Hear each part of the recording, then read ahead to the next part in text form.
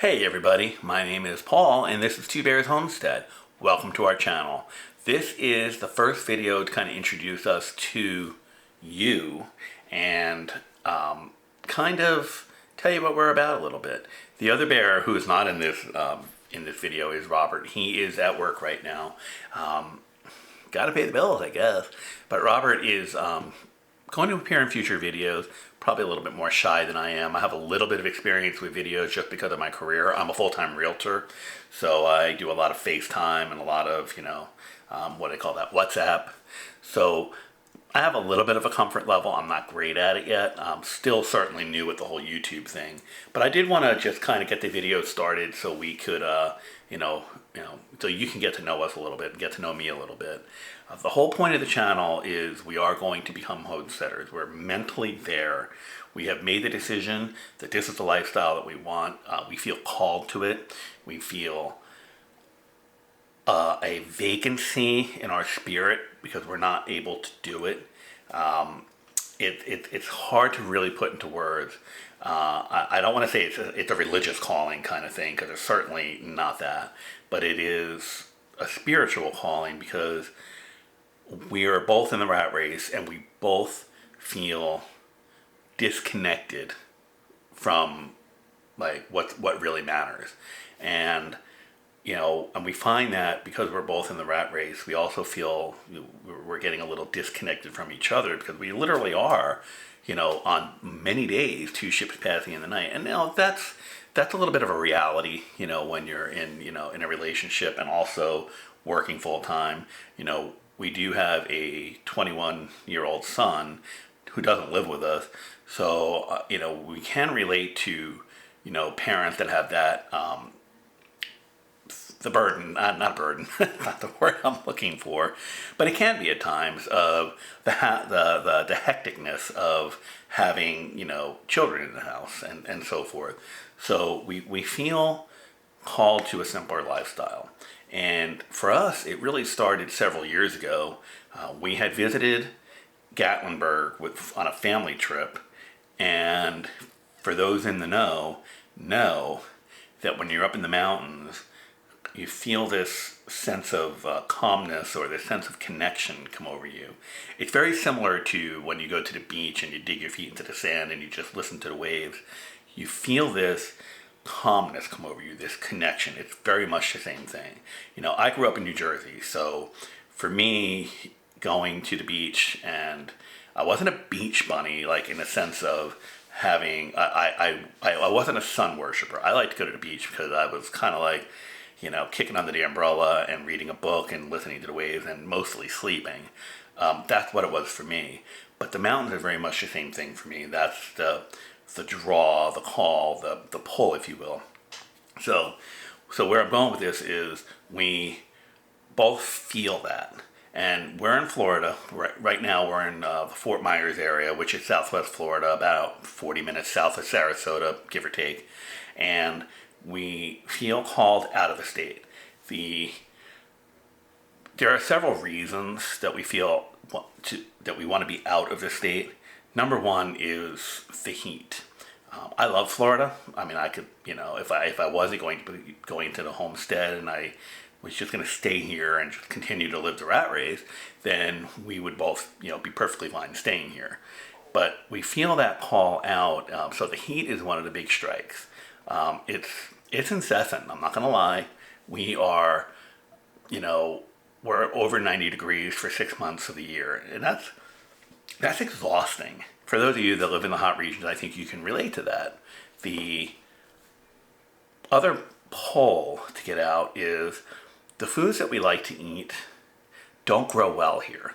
And for instance, Florida is big on tomatoes, for instance, but it's a lot of work to get them to grow well here. For instance, as I'm recording this video, it's Thanksgiving weekend, and you can start your tomatoes like here, like the seed starts like in late August, get them in the ground by like October-ish, and you can start getting a harvest sometime around the first of the year, depending on variety and so forth. what's really cool about it is you could possibly get a second harvest out of it, or a second season, and then start seeds around the holidays, get them in the ground, and you could be harvesting all the way to May. But the pest pressure is incredible. For us personally, the struggle of growing things hasn't been beneficial for us. And some of the things that you can grow, we really don't eat. So we really feel that pull to get up into the mountains. Now, being from New Jersey originally, I have always felt the pull to the mountains. New Jersey is, it's this big. So let's call that what it is. But, as kids, our parents took us up into upstate New York and up into the mountains and into Pennsylvania. And so the mountains resonate with me for more than just homesteading purposes. I really feel that for me personally, I need to be up near the mountains. Now, I'm not unrealistic that I may not be able to afford to move into the mountains, and it may not be the right place to do the homestead. So, and then for Robert, he is a Florida native. He grew up, out in Arcadia, which is only like 40 minutes from here, and his heritage is all in the orange groves. His entire family was, as he grew up, and his grandparents and his parents, they worked in the orange groves. That's what they did. That's what you did. So he was exposed to that side of the agricultural spectrum, if you will, for much of his life. So for him, it's been a journey, away from it and then back toward a different aspect of the homestead lifestyle. For me, my love of gardening came from my father. And my father, when we were growing up in New Jersey, he had a huge vegetable garden. To me now, it seems like it's big. But I want to say that he had a couple of patches that were like 40 by 100. They were just big patches. So he instilled that love of gardening and plants in me. And I've taken that through my entire life.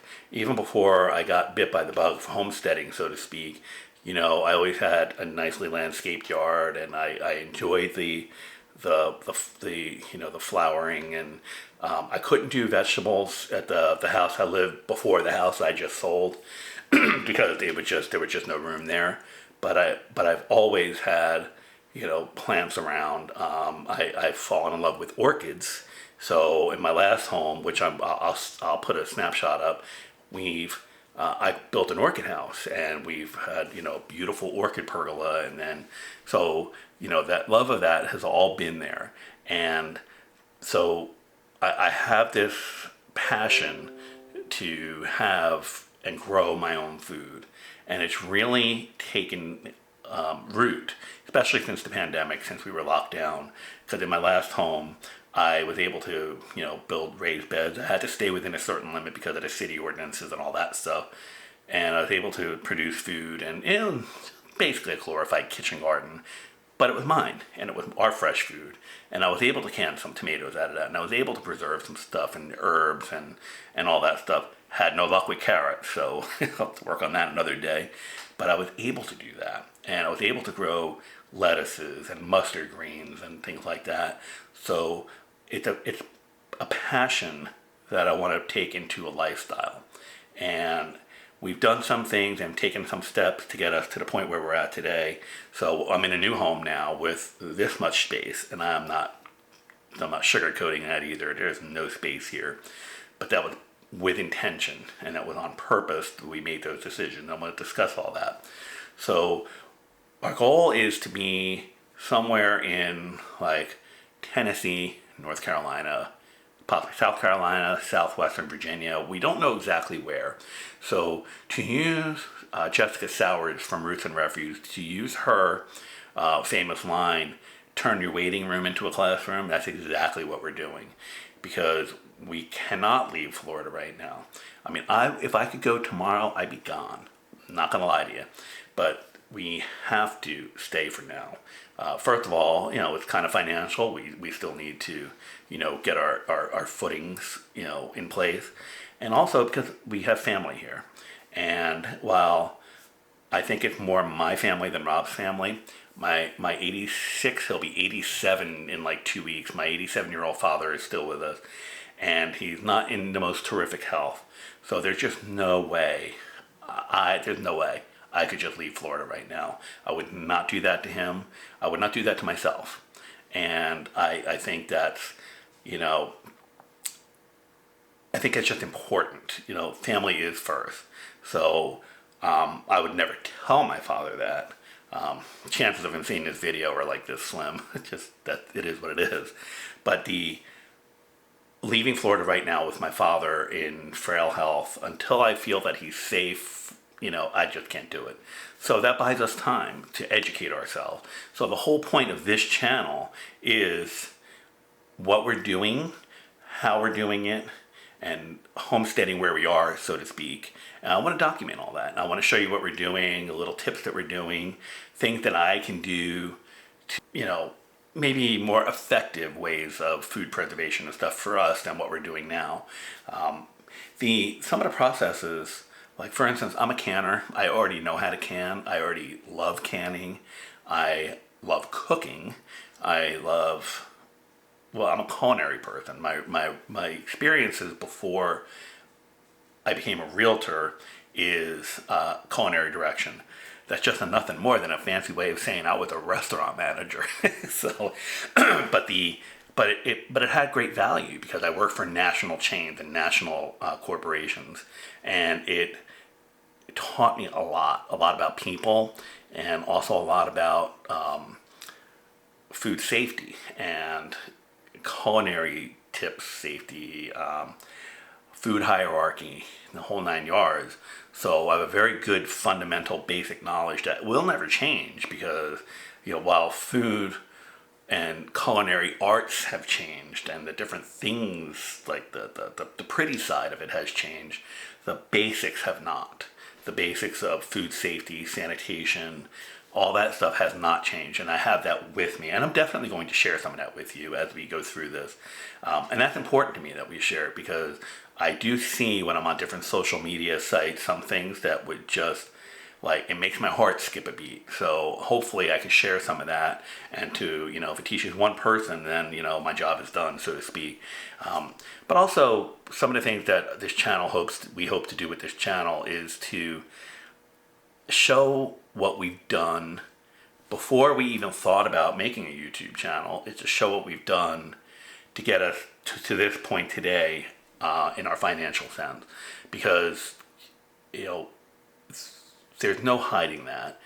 You know, you can do it, but maybe the stress isn't worth it. For us, we want to make sure we have ourselves financially free, in a place of freedom before we make any decisions to purchase property wherever it is that we purchase. And the other thing I want to document is our health. You'll see in the first few videos, I'm not a supermodel. Rob is not a supermodel. We are middle-aged men. We are definitely not as healthy as we should be, and by any stretch of the imagination. So we want to take steps to do that as well, and we want to document what we're doing and some of the stuff. Now, we just came out of Thanksgiving weekend, and good thing I didn't document what we ate because we're not healthy. But I think it's important to show that because those are important things. You know, you have to have your health, you have to have financial stability or freedom, and you have to be educated. These are major steps to getting to the homestead that you want and the homestead that we want. Now, I am a little bit of a dreamer. I have the whole red barn, you know, cows in the pasture vision, and I know that that's not realistic. But I'm going to hold on to that dream, and I know Rob is going to hold on to that because that's something to work toward. Now, there are other people, other homesteaders out there, they're like, you know, buy ugly and make it what you want. And that's very true. So what we did, like last year on New Year's weekend, there was a property that came up for sale in Butler, Tennessee. And I was like, we got nothing to do. Let's go to Tennessee and take a look at the property and, you know, just make a weekend out of it. And of course it was like the worst weather possible. But we threw the dog in the car and we went to Tennessee on New Year's weekend, and it was good for me specifically. So a backtrack, as a realtor, I can look at a property in the city that I had my last home in Cape Coral, and I can stand there and I can look at that property and tell you that's 1/4 acre, or I can look at that and tell you that's 1/3 of an acre because it's just a square box. But I have no idea what 28 acres looks like. I just don't. I can tell you, if I take 4 of those houses, that's an acre. But that's not the way the world works. We're a grid survey state. Other states are meets and bounds. So I have no idea what 28 acres feels like in the elbow room of it. So that was the education part of that trip. So we went up there, went to the property. It was kind of a cool property. It was a lot different than I expected. You can look at it online all you want. But the reality is it was an interesting property. It was like the home, it was on the road level, and then there was up to the next level, and then there was another level. And it was gorgeous. I don't know that would have worked for us. And I had no intention of really buying it, but it was a good education because I got to see what 28 acres. Now, I was actually looking at a survey, and I wasn't really understanding what I was seeing on the survey versus what I was seeing on the with my eyes. So I actually called the owner and I was like, I'm standing here on the survey. He's like, oh, no.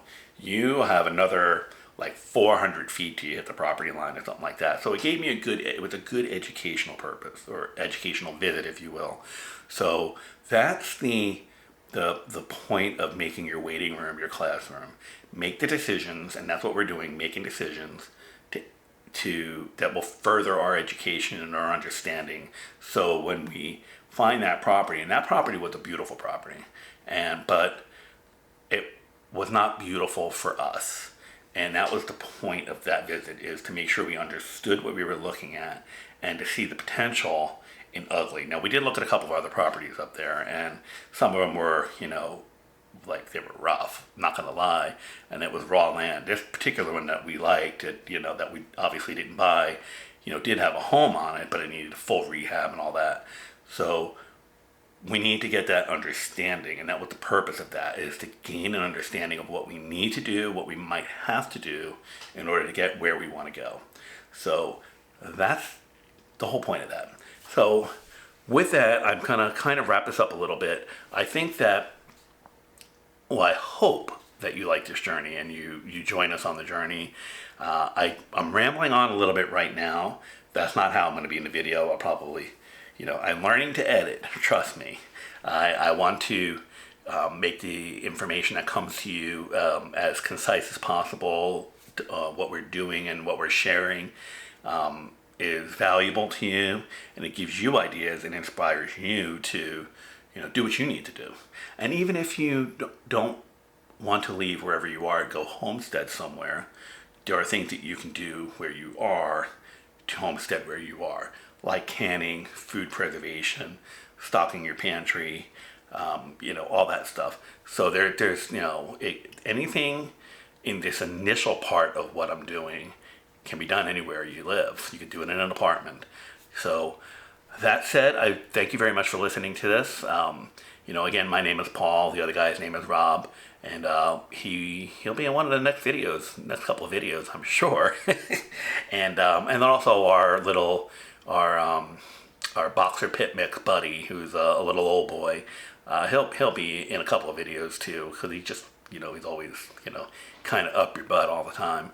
But he's an old boy, so we're giving him the best life we can while we have him. So that's about it. So please hit that like button and subscribe button, and if you find any value in any of our videos, I would love it if you share it with your friends.